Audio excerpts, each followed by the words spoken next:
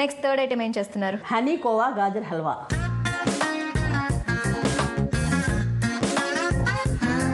Honey khoa gajar halwa అంటే sweet item. అవును, sweet అంటే నాకు చాలా ఇష్టం, అది కూడా హనీతో అంటున్నారు.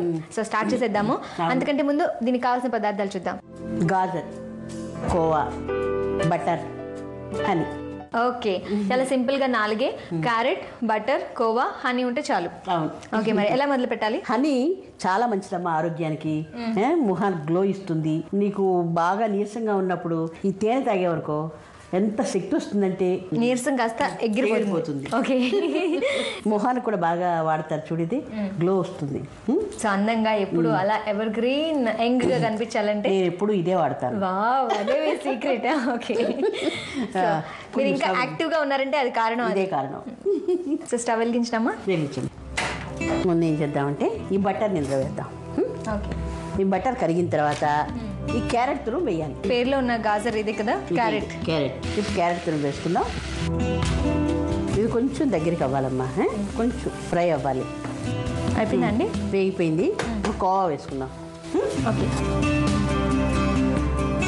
క్యారెట్ తురుము వేసి వేగిన తర్వాత కోవా వేసి మెత్తగా స్మాష్ చేసుకోవాలి, ఉండలు లేకుండా. ఇది హల్వా అన్నాం కదా, మొత్తం అంతా దగ్గర పడిపోతుందేమో. దగ్గరికి అయిపోయింది కదా, ఇప్పుడు హనీ వేద్దాం. సో డయాబెటిక్ పేషెంట్స్ కూడా హనీ తినొచ్చు కాబట్టి షుగర్ వేసుకోవచ్చు, ఇలా తినొచ్చు. సో ఇలా హనీ ఆల్టర్నేట్ గా యూస్ చేస్తే వాళ్ళు కూడా హ్యాపీగా హల్వా తినొచ్చు. అయిపోయింది కదా? అయిపోయిందమ్మా. స్టవ్ చూసి ఈ డ్రై ఫ్రూట్స్తో గార్నిష్ చేసుకుందాం.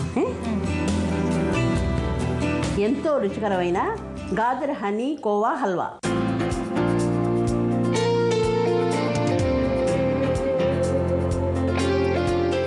సో హనీ కోవా గాజర్ హల్వా తయారు చేయడానికి కావాల్సిన పదార్థాలు, తయారు చేసే విధానం మరొకసారి చూసేద్దాం. హనీ కోవా గాజర్ హల్వా తయారు చేయడానికి కావలసిన పదార్థాలు: కోవా, హనీ, క్యారెట్ తురుము, బటర్.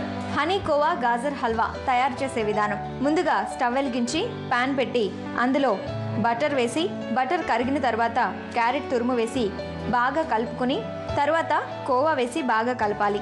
ఆ తర్వాత హనీ వేసి కలుపుకొని స్టవ్ ఆఫ్ చేసి సర్వింగ్ ప్లేట్లోకి తీసుకుని డ్రై ఫ్రూట్స్తో గార్నిష్ చేసుకోవాలి.